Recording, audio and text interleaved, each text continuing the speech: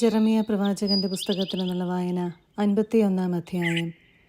കർത്താവ് അരുളി ചെയ്യുന്നു, ബാബിലോണിനും കൽദായ നിവാസികൾക്കുമെതിരെ ഞാനൊരു സംഹാരകനെ അയക്കും. പാറ്റുന്നവരെ ഞാൻ ബാബിലോണിലേക്ക് അയക്കും. ദുരിതത്തിൻ്റെ നാളിൽ അവർ വന്ന് അവളെ പാറ്റി ശൂന്യമാക്കും. അവളുടെ വില്ലാളികളെ വില്ലുകുലയ്ക്കാനും പടയാളികളെ പോർച്ചട്ട അണിയാനും അനുവദിക്കരുത്. അവളുടെ യുവാക്കൾ അവശേഷിക്കരുത്. സൈന്യം മുഴുവൻ നശിക്കട്ടെ. അവർ കൽദായ ദേശത്ത് മരിച്ചു വീഴും. തെരുവീഥികളിൽ മുറിവേറ്റു കിടക്കും. ഇസ്രായേലിനെയും യൂദായെയും അവരുടെ ദൈവമായ സൈന്യങ്ങളുടെ കർത്താവ് ഉപേക്ഷിച്ചിട്ടില്ല. ഇസ്രായേലിൻ്റെ പരിശുദ്ധനെതിരായ തിന്മകൾ കൊണ്ട് കൽദായരുടെ നാട് നിറഞ്ഞിരിക്കുന്നു. ബാബിലോണിൽ നിന്ന് ഓടിയകലുവിൻ, ജീവൻ രക്ഷിക്കുവിൻ. അവളുടെ ശിക്ഷയിൽ നിങ്ങൾ നശിക്കാതിരിക്കട്ടെ. ഇത് കർത്താവിൻ്റെ പ്രതികാര ദിനമാണ്. അവിടുന്ന് അവൾക്ക് പ്രതിഫലം നൽകുന്നു. ഭൂമി മുഴുവൻ ഉന്മത്തമാക്കിയ സ്വർണ ചഷകമായിരുന്നു കർത്താവിൻ്റെ കൈകളിൽ ബാബിലോൺ. അതിൽ നിന്ന് വീഞ്ഞു കുടിച്ച് ജനതകൾക്ക് ഭ്രാന്ത് പിടിച്ചു. ബാബിലോൺ പെട്ടെന്ന് വീണു തകർന്നു. അവളെ ഓർത്തു വിലപിക്കുവിൻ. അവളുടെ മുറിവുകൾക്ക് തൈലം അന്വേഷിക്കുവിൻ. അവൾ സുഖം പ്രാപിച്ചേക്കും. ബാബിലോണിനെ നമ്മൾ ചികിത്സിച്ചു, എങ്കിലും അവൾ സുഖം പ്രാപിച്ചില്ല. അവളെ മറന്നേക്കുക. നമുക്ക് നമ്മുടെ ദേശങ്ങളിലേക്ക് മടങ്ങാം. അവളുടെ ശിക്ഷാവിധി സ്വർഗം വരെ എത്തുന്നു. അത് ആകാശം വരെ ഉയരുന്നു. കർത്താവ് നമുക്ക് വേണ്ടി നീതി നടത്തിയിരിക്കുന്നു. വരുവിൻ, നമ്മുടെ ദൈവമായ കർത്താവിൻ്റെ പ്രവൃത്തികൾ സിയോനിൽ നമുക്ക് പ്രഘോഷിക്കാം. അസ്ത്രങ്ങൾക്ക് മൂർച്ച കൂട്ടുവിൻ, ആവനാഴി നിറയ്ക്കുവിൻ. മിദിയാൻ രാജാക്കന്മാരെ കർത്താവ് ഇളക്കി വിട്ടിരിക്കുന്നു. ബാബിലോണിനെ നശിപ്പിക്കാൻ അവിടുന്ന് നിശ്ചയിച്ചിരിക്കുന്നു. ഇത് കർത്താവിൻ്റെ പ്രതികാരമാണ്, അവിടുത്തെ ആലയത്തിന് വേണ്ടിയുള്ള പ്രതികാരം. ബാബിലോണിൻ്റെ കോട്ടകൾക്കെതിരെ യുദ്ധക്കൊടി ഉയർത്തുവിൻ. കാവൽ പടയെ ശക്തമാക്കുവിൻ. കാവൽ ഭടന്മാർ സ്ഥാനം പിടിക്കട്ടെ. കെണികൾ ഒരുക്കുവിൻ. ബാബിലോൺ നിവാസികൾക്കെതിരെ പറഞ്ഞ കാര്യങ്ങൾ കർത്താവ് നിറവേറ്റിയിരിക്കുന്നു. സമൃദ്ധമായ ജലാശയത്തിനരികെ വസിക്കുന്ന അളവറ്റ ധനത്തിനുടമയായ നിന്റെ അന്ത്യം ആസന്നമായി. ഇതാ നിന്റെ ജീവധാര അറ്റിരിക്കുന്നു. സൈന്യങ്ങളുടെ കർത്താവ് സ്വന്തം നാമത്തിൽ ശപഥം ചെയ്തിരിക്കുന്നു. വെട്ടുക്കിളികളെ പോലെ എണ്ണമറ്റ ഭടന്മാരെ ഞാൻ നിനക്കെതിരെ നിരത്തും. അവർ വിജയാരവം മുഴക്കും. തൻ്റെ ശക്തിയാൽ അവിടുന്ന് ഭൂമിയെ സൃഷ്ടിച്ചു. ജ്ഞാനത്താൽ ലോകത്തെ ഉറപ്പിച്ചു. അറിവിനാൽ ആകാശത്തെ വിരിച്ചു. അവിടുന്ന് ഗർജിക്കുമ്പോൾ ആകാശത്തിന് മുകളിലെ ആഴികൾ അലറുന്നു. ദിഗന്ധങ്ങളിൽ നിന്ന് കാർമേഘങ്ങളെ ഉയർത്തുന്നു. മഴ പെയ്യിക്കാൻ മിന്നൽ പിണരുകളെ അയക്കുന്നു. തൻ്റെ അറപ്പുരകളിൽ നിന്ന് കാറ്റിനെ അഴിച്ചുവിടുന്നു. ഇവയുടെ മുൻപിൽ മനുഷ്യർ വിസ്മയിച്ച് വിഡ്ഢികളായി നിൽക്കുന്നു. സ്വർണശില്പി താൻ നിർമ്മിച്ച വിഗ്രഹത്തെ ചൊല്ലി ലജ്ജിക്കുന്നു. അവൻ്റെ ശില്പങ്ങൾ വ്യാജമത്രേ. ജീവശ്വാസം അവയിലില്ല. അവ വ്യർത്ഥമാണ്, വെറും മിഥ്യാമൂർത്തികൾ. ശിക്ഷാദിനത്തിൽ അവ നാശമടയും. യാക്കോബിൻ്റെ അവകാശമായവൻ അതുപോലെയല്ല. അവിടുന്നാണ് സകലത്തിനും രൂപം നൽകിയത്. ഇസ്രായേൽ അവിടുത്തെ സ്വന്തം ഗോത്രമാണ്. സൈന്യങ്ങളുടെ കർത്താവ് എന്നാണ് അവിടുത്തെ നാമം. നീ എൻ്റെ കയ്യിലെ കൂടമാണ്, എൻ്റെ ആയുധം. നിന്നെക്കൊണ്ട് ജനതകളെ ഞാൻ ചിതറിക്കും, സാമ്രാജ്യങ്ങളെ തകർക്കും. കുതിരകളെയും കുതിരക്കാരെയും രഥങ്ങളെയും സാരഥികളെയും ഞാൻ ചിതറിക്കും. നിന്നെക്കൊണ്ട് പുരുഷന്മാരെയും സ്ത്രീകളെയും വൃദ്ധരെയും ശിശുക്കളെയും യുവാക്കളെയും യുവതികളെയും ഞാൻ സംഹരിക്കും. ഇടയന്മാരെയും ആടുകളെയും കർഷകരെയും ഉഴവ് കാളകളെയും നായകന്മാരെയും ഭരണാധിപന്മാരെയും നിന്നെക്കൊണ്ട് ഞാൻ നശിപ്പിക്കും. ബാബിലോണും കൽദായ ജനതയും സിയോനിൽ ചെയ്ത അതിക്രമങ്ങൾക്ക് ഞാൻ നിങ്ങളുടെ കൺമുൻപിൽ വെച്ച് അവരോട് പകരം ചോദിക്കും. ഭൂമിയെ മുഴുവൻ നശിപ്പിക്കുന്ന വിനാശ പർവ്വതമേ, ഞാൻ നിനക്കെതിരെ കൈനീട്ടി പാറയിടുക്കിൽ നിന്ന് നിന്നെ ഉരുട്ടിയിടും. നീ കരിഞ്ഞ പർവ്വതമാകും. കർത്താവ് അരുളി ചെയ്യുന്നു. മൂലക്കല്ലിനോ അടിസ്ഥാന ശിലയ്ക്കോ വേണ്ടി ആരും ഒരു കല്ലും നിന്നിൽ നിന്ന് എടുക്കുകയില്ല. നീ നിത്യശൂന്യതയാകും. ദേശത്തെല്ലാം യുദ്ധക്കൊടി ഉയർത്തുവൻ. ജനതകളുടെ ഇടയിൽ കാഹളമൂതുവൻ.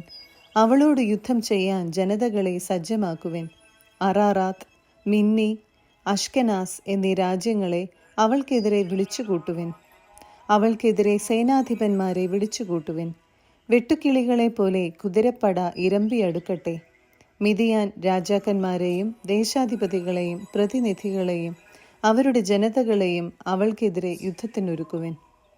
ബാബിലോൺ വിജനമാക്കാനുള്ള കർത്താവിൻ്റെ തീരുമാനം പൂർത്തിയാകുന്നതുകൊണ്ട് ദേശം വിറയ്ക്കുകയും വേദനയാൽ പുളയുകയും ചെയ്യുന്നു. ബാബിലോൺ വീരന്മാർ യുദ്ധം നിർത്തി കോട്ടകളിൽ അഭയം പ്രാപിച്ചു. അവർ ശക്തി ക്ഷയിച്ച് സ്ത്രീകളെ പോലെയായി. അവളുടെ ഭവനങ്ങൾ അഗ്നിക്കിരയായി. ഓടാമ്പലുകൾ തകർന്നു. നഗരം എല്ലാ വശത്തു നിന്നും പിടിക്കപ്പെട്ടു. കടവുകൾ അധീനമായി. കാവൽ ഗോപുരങ്ങൾ അഗ്നിക്കിരയായി. പടയാളികൾ പരിഭ്രാന്തരായി. ഈ വാർത്ത ബാബിലോൺ രാജാവിനെ അറിയിക്കാൻ ദൂതന്മാർ ഒന്നിനു പുറമെ ഒന്നായി ഓടുന്നു. ഇസ്രായേലിന്റെ ദൈവമായ സൈന്യങ്ങളുടെ കർത്താവ് അരുളി ചെയ്യുന്നു: ബാബിലോൺ പുത്രി കൊയ്ത്തുകാലത്തെ മെതിക്കളം പോലെയാകും. അവളുടെ കൊയ്ത്തുകാലം ഉടനെ വരും. ബാബിലോൺ രാജാവായ നബുക്കദ്നേസർ എന്നെ വിഴുങ്ങി, എന്നെ തകർത്തു, എന്നെ ശൂന്യമാക്കി. ഭീകര സത്വത്തെപ്പോലെ അവൻ എന്നെ വിഴുങ്ങി. എൻ്റെ സ്വാദേറിയ ഭോജനങ്ങൾ കൊണ്ട് വയറു നിറയ്ക്കുകയും എന്നെ കുടഞ്ഞെറിയുകയും ചെയ്തു. എന്നോടും എൻ്റെ ബന്ധുക്കളോടും ചെയ്ത അതിക്രമത്തിൻ്റെ ഫലം ബാബിലോണിൻ്റെ മേൽ പതിക്കട്ടെ എന്ന് സിയോൻ നിവാസികൾ പറയട്ടെ. എൻ്റെ രക്തത്തിന് കൽദായർ ഉത്തരവാദികളായിരിക്കും എന്ന് ജെറുസലേം പറയട്ടെ. കർത്താവ് അരുളി ചെയ്യുന്നു: ഞാൻ നിനക്കു വേണ്ടി വാദിക്കും, നിനക്കു വേണ്ടി പ്രതികാരം ചെയ്യും. അവളുടെ കടലും നീർച്ചാലും ഞാൻ വറ്റിക്കും. ബാബിലോൺ നാശകൂമ്പാരവും കുറുനരികളുടെ വിഹാരരംഗവുമാകും. അത് ബീഭത്സമായ നിന്ദാപാത്രമാകും. ആരും അവിടെ വസിക്കുകയില്ല. അവർ സിംഹങ്ങളെപ്പോലെ ഗർജിക്കും, സിംഹക്കുട്ടികളെ പോലെ മുരളും. ആർത്തി പൂണ്ട അവർക്ക് ഞാൻ വിരുന്നൊരുക്കും. കുടിച്ചു മതിച്ച് അവർ ബോധമറ്റു വീഴും. ഉണരാത്ത നിദ്രയിൽ അവർ അമരും. കർത്താവ് അരുളി ചെയ്യുന്നു: ചെമ്മരിയാടുകളെ പോലെ ഞാൻ അവരെ കൊലക്കളത്തിലേക്ക് നയിക്കും, മുട്ടാടുകളെയും കോലാട്ട് കൊറ്റന്മാരെയും പോലെ. സമസ്ത ലോകത്തിൻ്റെയും പ്രശംസയ്ക്ക് പാത്രമായ ബാബിലോൺ എങ്ങനെ പിടിക്കപ്പെട്ടു? ജനതകൾക്കിടയിൽ അവൾ ഒരു ബീഭത്സ വസ്തുവായതെങ്ങനെ? ബാബിലോണിനെ കടൽ കടന്നാക്രമിച്ചിരിക്കുന്നു. പ്രക്ഷുബ്ധമായ തിരമാലകൾ അവളെ മൂടി. അവളുടെ നഗരങ്ങൾ ബീഭത്സമായി. ഉണങ്ങി വരണ്ട മരുപ്രദേശം, നിർജ്ജന ഭൂമി, മനുഷ്യൻ കാലുകുത്താത്ത ദേശം. ബാബിലോണിലെ ബേൽ മൂർത്തിയെ ഞാൻ ശിക്ഷിക്കും. അവൻ വിഴുങ്ങിയത് ഞാൻ പുറത്തെടുക്കും. ജനതകൾ അവനെ സമീപിക്കുകയില്ല. ബാബിലോണിൻ്റെ കോട്ട തകർന്നിരിക്കുന്നു. എൻ്റെ ജനമേ, അവളുടെ അടുത്തുനിന്ന് ഓടിയകലുവിൻ. കർത്താവിൻ്റെ ഉഗ്രകോപത്തിൽ നിന്ന് ജീവൻ രക്ഷിക്കുവിൻ. നാട്ടിൽ അക്രമം, ഭരണാധിപനെതിരെ എന്നിങ്ങനെ ദേശത്ത് വർഷം തോറും മാറി മാറി പ്രചരിക്കുന്ന വാർത്ത കേട്ട് നിങ്ങൾ ഭയപ്പെടുകയോ പരിഭ്രമിക്കുകയോ വേണ്ട. ബാബിലോണിൻ്റെ വിഗ്രഹങ്ങൾ ഞാൻ തകർക്കുന്ന ദിവസം വരുന്നു. അവളുടെ ദേശം ലജ്ജിക്കും. അവളുടെ നിഹതന്മാർ അവളുടെ മധ്യേ വീഴും. അപ്പോൾ ആകാശവും ഭൂമിയും അവയിലുള്ളവയും ബാബിലോണിൻ്റെ നാശത്തിൽ സന്തോഷിച്ചു പാടും. കാരണം വടക്കുനിന്ന് സംഹാരകൻ വന്നുചേരും. കർത്താവ് അരുളി ചെയ്യുന്നു: ലോകമെങ്ങുമുള്ള ജനങ്ങളെ കൊന്നു വീഴ്ത്തിയ ബാബിലോൺ ഇസ്രായേലിലെ നിഹതന്മാരെ പ്രതി അപ്രകാരം തന്നെ നിലംപതിക്കണം. വാളിൽ നിന്നു രക്ഷപ്പെട്ട നീ നിൽക്കാതെ ഓടുക. വിദൂരത്ത് നിന്ന് കർത്താവിനെ ഓർക്കുക. ജെറുസലേം നിന്റെ സ്മരണയിൽ ഉണ്ടായിരിക്കട്ടെ. പരിഹാസ വചനങ്ങൾ കേട്ട് ഞങ്ങൾ ലജ്ജിതരായിരിക്കുന്നു. അവമാനം ഞങ്ങളുടെ മുഖം മൂടുന്നു. കർത്താവിൻ്റെ ഭവനത്തിലെ വിശുദ്ധ സ്ഥലങ്ങളിൽ വിജാതീയർ പ്രവേശിച്ചു. ബാബിലോണിൻ്റെ വിഗ്രഹങ്ങളെ ഞാൻ നശിപ്പിക്കുന്ന ദിവസം വരുന്നു. അന്ന് അവളുടെ ദേശത്തു നിന്ന് വ്രണിതരുടെ രോദനമുയരും. ബാബിലോൺ ആകാശം വരെ ഉയർന്നാലും ഉന്നതങ്ങളിൽ കോട്ട കെട്ടിയാലും ഞാൻ അവളുടെ മേൽ സംഹാരകനെ അയക്കും. കർത്താവ് അരുളി ചെയ്യുന്നു: ഇതാ ബാബിലോണിൽ നിന്ന് ഒരു നിലവിളി, കൽദായ ദേശത്തു നിന്ന് ഭീകരനാശത്തിൻ്റെ മുഴക്കം. കർത്താവ് ബാബിലോണിനെ ശൂന്യമാക്കുന്നു, അവളുടെ ഗംഭീര ശബ്ദം ഇല്ലാതാക്കുന്നു. സൈന്യങ്ങൾ തിരമാലകൾ പോലെ ആർത്തടുക്കുന്നു. അവളുടെ ആരവം ഉയരുന്നു. ഇതാ സംഹാരകൻ അവൾക്കെതിരെ വന്നു കഴിഞ്ഞു. യോദ്ധാക്കൾ പിടിക്കപ്പെട്ടു. അവളുടെ വില്ലുകൾ തകർന്നു. എന്തെന്നാൽ കർത്താവ് പ്രതികാരത്തിൻ്റെ ദൈവമാണ്. അവിടുന്ന് പകരം വീട്ടും. അവളുടെ പ്രഭുക്കളെയും ജ്ഞാനികളെയും ദേശാധിപതികളെയും സേനാധിപന്മാരെയും യോദ്ധാക്കളെയും ഞാൻ ഉന്മത്തരാക്കും. അവരൊരിക്കലും ഉണരാത്ത നിദ്രയിലാഴും. സൈന്യങ്ങളുടെ രാജാവായ കർത്താവ് അരുളി ചെയ്യുന്നു: ബാബിലോണിൻ്റെ ശക്തി ദുർഗങ്ങൾ നിലം പതിക്കും. കവാടങ്ങൾ അഗ്നിക്കിരയാകും. ജനങ്ങളുടെ അധ്വാനം വ്യർത്ഥമാകും. അവരുടെ പ്രയത്നഫലം കത്തി നശിക്കും. മഹ്സേയായുടെ പുത്രനായ നേരിയായുടെ പുത്രൻ സെരായായ്ക്ക് ജെറമിയ പ്രവാചകൻ നൽകിയ കൽപ്പന. രാജാവിൻ്റെ അംഗരക്ഷകനായിരുന്ന അവൻ സെദക്കിയായുടെ 4-ാം ഭരണവർഷം രാജാവിനോടൊപ്പം ബാബിലോണിലേക്ക് പോയപ്പോഴാണ് ജെറമിയ ഇത് പറഞ്ഞത്. ബാബിലോണിന് വരുന്ന നാശം ജെറമിയ ഒരു പുസ്തകത്തിൽ എഴുതി. ജെറമിയ സെരായായോട് പറഞ്ഞു, ബാബിലോണിലെത്തുമ്പോൾ നീ ഇതെല്ലാം വായിച്ച ശേഷം, കർത്താവേ, മനുഷ്യനോ മൃഗമോ അവശേഷിക്കാതെ നിത്യശൂന്യതയാകും വിധം ഈ ദേശത്തെ നശിപ്പിച്ചു കളയുമെന്ന് അവിടുന്ന് അരുളി ചെയ്തല്ലോ എന്ന് പറയണം. വായിച്ചു കഴിയുമ്പോൾ പുസ്തകത്തോട് ചേർത്ത് കല്ലുകെട്ടി യൂഫ്രട്ടീസ് നദിയിലേക്ക് എറിഞ്ഞുകൊണ്ട് പറയുക, ഞാൻ വരുത്തുന്ന അനർത്ഥങ്ങൾ നിമിത്തം ബാബിലോൺ ഇതുപോലെ മുങ്ങും. അവർ തളർന്നു പോകും, അതിനി പൊങ്ങി വരികയില്ല. ഇതാണ് ജെറമിയായുടെ വചനങ്ങൾ. 52-ാം അധ്യായം. ജെറുസലേമിൻ്റെ നാശം. രാജാവായപ്പോൾ സെദക്കിയായ്ക്ക് 21 വയസ്സുണ്ടായിരുന്നു. അവൻ ജെറുസലേമിൽ 11 വർഷം ഭരിച്ചു. ലിബ്നായിലെ ജെറമിയായുടെ പുത്രി ഹമുത്താലായിരുന്നു അവൻ്റെ മാതാവ്. യഹോയാക്കീമിനെ പോലെ അവനും കർത്താവിൻ്റെ മുൻപിൽ തിന്മ ചെയ്തു. കർത്താവിൻ്റെ കോപം ജെറുസലേമിൻ്റെയും യൂദായുടെയും മേൽ നിപതിച്ചു. അവിടുന്ന് അവരെ തൻ്റെ സന്നിധിയിൽ നിന്ന് നിഷ്കാസനം ചെയ്തു. സെദക്കിയ ബാബിലോൺ രാജാവിനോട് കലഹിച്ചു. സെദക്കിയായുടെ 9-ാം ഭരണവർഷം 10-ാം മാസം 10-ാം ദിവസം ബാബിലോൺ രാജാവായ നബുക്കദ്നേസർ സൈന്യസമേതം ജെറുസലേമിനെതിരെ വന്ന് അതിനെ ആക്രമിക്കുകയും ചുറ്റും ഉപരോധം ഏർപ്പെടുത്തുകയും ചെയ്തു. അവൻ്റെ 11-ാം ഭരണവർഷം വരെ ആ ഉപരോധം തുടർന്നു. 4-ാം മാസം 9-ാം ദിവസം നാട്ടിൽ ഭക്ഷണം തീർന്ന് ക്ഷാമം രൂക്ഷമായിരിക്കെ അവർ നഗരഭിത്തിയിൽ വിടവുണ്ടാക്കി. കൽദായർ നഗരം വളഞ്ഞിരുന്നു. സെദക്കിയ പടയാളികളോട് കൂടെ രാത്രിയിൽ രാജകീയ ഉദ്യാനത്തിനടുത്ത് ഇരുമതിലുകൾക്കിടയിലുള്ള കവാടത്തിലൂടെ പുറത്തു കടന്ന് അരാബായിലേക്ക് ഓടി. എന്നാൽ കൽദായ സൈന്യം സെദക്കിയ രാജാവിനെ പിന്തുടർന്നു ചെന്ന് ജെറീക്കോ സമതലത്തിൽ വെച്ച് പിടികൂടി. അവൻ്റെ സൈന്യം ചിതറിപ്പോയി. അവർ രാജാവിനെ ബന്ധിച്ച് ഹമാത്തിലെ റിബ്ലായിൽ ബാബിലോൺ രാജാവിൻ്റെ അടുത്തു കൊണ്ടുവന്നു. അവൻ സെദക്കിയായുടെ മേൽ വിധി പ്രസ്താവിച്ചു. ബാബിലോൺ രാജാവ് സെദക്കിയായുടെ പുത്രന്മാരെ അവൻ്റെ മുൻപിൽ വെച്ച് കൊന്നു.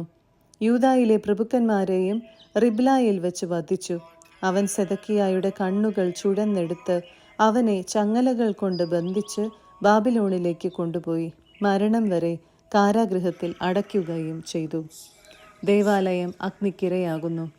5-ാം മാസം 10-ാം ദിവസം ബാബിലോൺ രാജാവായ നബുക്കദ്നേസറിൻ്റെ 19-ാം ഭരണവർഷം നെബുക്കദ്നേസറിൻ്റെ അംഗരക്ഷക പ്രധാനിയായ നെബുസരദാൻ ജെറുസലേമിൽ പ്രവേശിച്ചു. അവൻ കർത്താവിൻ്റെ ആലയവും രാജകൊട്ടാരവും മറ്റു മാളികകളും അഗ്നിക്കിരയാക്കി. അവനോടൊപ്പമുണ്ടായിരുന്ന കൽദായ സൈന്യം ജെറുസലേമിന് ചുറ്റുമുള്ള മതിലുകൾ തകർത്തു. ശില്പികളെയും ബാബിലോൺ രാജാവിൻ്റെ പക്ഷം ചേർന്നവരെയും നഗരത്തിൽ അവശേഷിച്ചവരെയും നെബുസരദാൻ പിടിച്ചുകൊണ്ടുപോയി. അതിദരിദ്രരായ ചിലരെ മുന്തിരിത്തോപ്പ് സൂക്ഷിപ്പുകാരായും അവിടെ തന്നെ നിയമിച്ചു. കൽദായർ കർത്താവിൻ്റെ ഭവനത്തിലെ ഓട്ടുതൂണുകളും ഓടുകൊണ്ടുള്ള ജലസംഭരണിയും ഉടച്ചു കഷണങ്ങളാക്കി ബാബിലോണിലേക്ക് കൊണ്ടുപോയി. കുടങ്ങൾ, കോരികകൾ, തിരിയണയ്ക്കാനുള്ള കത്രികകൾ, ചഷകങ്ങൾ, ധൂപകലശങ്ങൾ, ദേവാലയ ശുശ്രൂഷയ്ക്ക് ഉപയോഗിക്കുന്ന ഇതര ഓട്ടുപാത്രങ്ങൾ ഇവയെല്ലാം അവർ കൈക്കലാക്കി.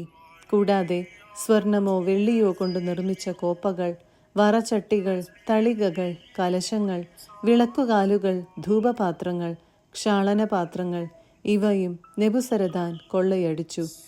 സോളമൻ രാജാവ് കർത്താവിൻ്റെ ആലയത്തിന് വേണ്ടി നിർമ്മിച്ച ഇരുതൂണുകളുടെയും ജലസംഭരണിയുടെയും അതിനടിയിലുണ്ടായിരുന്ന 12 കാളകളുടെയും പീഠങ്ങളുടെയും ഓടിൻ്റെ തൂക്കം തിട്ടപ്പെടുത്തുക അസാധ്യം. തൂണുകളുടെ ഉയരം 18 മുഴവും ചുറ്റളവ് 12 മുഴവുമായിരുന്നു. 4 വിരൽ കനത്തിൽ അകം പൊള്ളയായിട്ടാണ് അവ പണിതിരുന്നത്. അവയ്ക്ക് ഓടുകൊണ്ടുള്ള മകുടങ്ങൾ ഉണ്ടായിരുന്നു. മകുടത്തിൻ്റെ ഉയരം 5 മുഴം.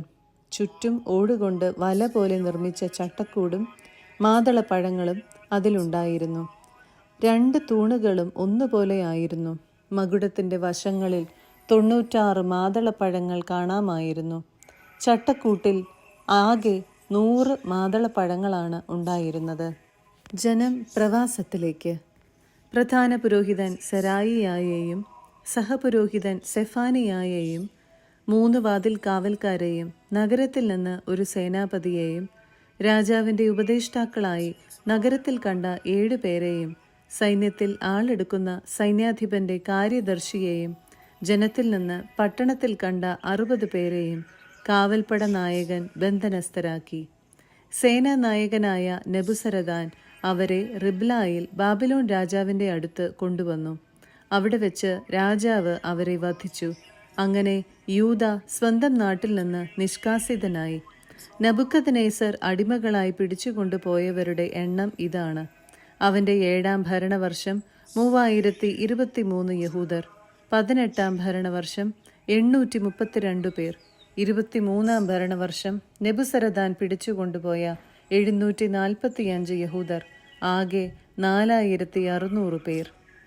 എവൽ മെറോദാക്ക് ബാബിലോണിൻ്റെ ഭരണം ഏറ്റെടുത്ത വർഷം യൂദ രാജാവായ യഹോയാക്കിനെ കാരാഗൃഹത്തിൽ നിന്ന് മോചിപ്പിച്ചു. അവൻ്റെ കാരാഗൃഹവാസത്തിൻ്റെ 37-ാം വർഷം 12-ാം മാസം 25-ാം ദിവസമായിരുന്നു അത്. അവൻ യഹോയാക്കിനോട് സൗഹാർദ്ദപൂർവം സംസാരിക്കുകയും ബാബിലോണിൽ അവനോടൊപ്പമുള്ള രാജാക്കന്മാരെക്കാൾ ഉയർന്ന സ്ഥാനം നൽകുകയും ചെയ്തു. യഹോയാക്കിൻ കാരാഗൃഹ വസ്ത്രങ്ങൾ ഉപേക്ഷിച്ചു. എല്ലാ ദിവസവും അവൻ രാജാവിനോടൊത്ത് ഭക്ഷണം കഴിച്ചു. അവൻ്റെ അനുദിന ആവശ്യങ്ങൾ മരണം വരെ രാജാവ് നിർവഹിച്ചു പോന്നു.